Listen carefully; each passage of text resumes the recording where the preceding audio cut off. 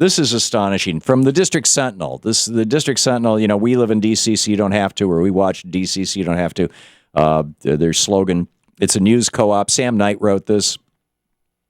And the headline is, leak shows sweeping trade deal could be used to privatize healthcare. And we're not just talking about in the United States. We're talking about all around the world. This was published yesterday in an international nonprofit called the Associated Whistleblower Press, which released a leaked paper from the trade negotiations between the United States and EU member states. Now, this is not the TPP, the SHAFTA. This is a whole nother deal that's being worked out with the European states. And this is pretty astonishing. The paper bemoans the lack of market mechanisms, Sam Knight writes, in determining how health services are allocated. Are you listening carefully? This paper that was produced by this trade group that is, got another trade deal for us. Hey, another wonderful trade deal. They're saying one of the big problems is that healthcare isn't subject to market forces. Why? Because individual countries are providing free healthcare to their citizens, and there's no profit motive in free healthcare. So it's not subject to market forces. Instead, it's cheap and it works.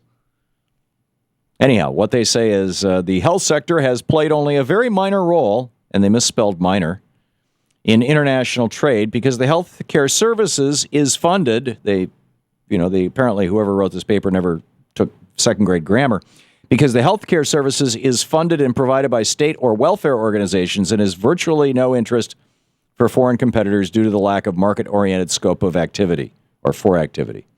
Other than the nature of the healthcare sectors, there are also regulatory and structural access barriers suppressing the potential volume of trade and health services.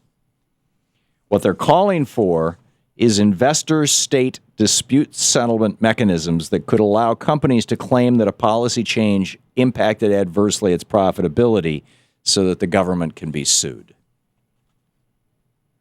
Got this? It is so important that we understand the end game here.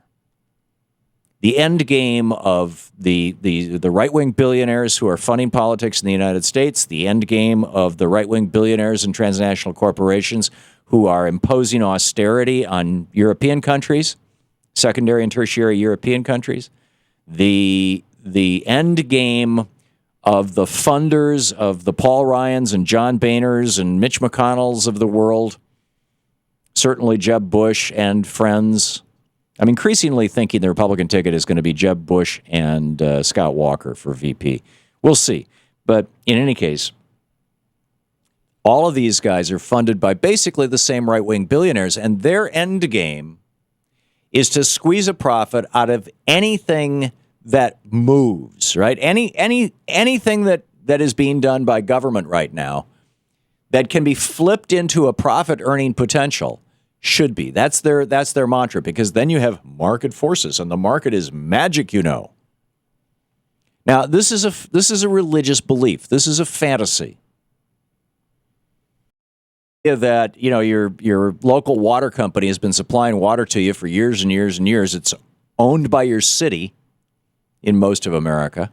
And the idea that if you bring somebody in who's got a profit motive attached to this thing, they can make a buck off it, and therefore you'll get better water.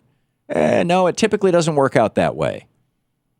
Typically, when you privatize public natural monopolies, water, septic, roads, what you do is you raise the cost of them to everybody, and you increase the profits to a small group of investors. Period. And that's what these guys are all about.